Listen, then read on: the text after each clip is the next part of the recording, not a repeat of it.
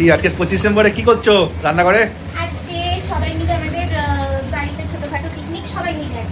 তো এই চিকেন হচ্ছে, নতুন আলু দিয়ে চিকেন হচ্ছে, গরম গরম ভাত থাকবে, ডাল থাকবে, বেগুনি থাকবে।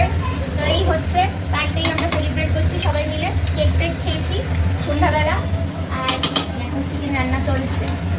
ও সেই মেনু আজকে 25 ডিসেম্বরে জমে পুরো ক্ষীর। না আজকে বাপের বাড়ি এসেছি, তো এখানে মা বাবা ভাই আছে, ওই যে দেখিয়ে দাও। চিকেন হওয়ার ওয়েট করছে। চিকেন হওয়ার ওয়েট করছিস তো তুই? কি খাবি? Leg piece. হ্যাঁ লেগ পিস খাবে, ওই যে ওয়েট করছে।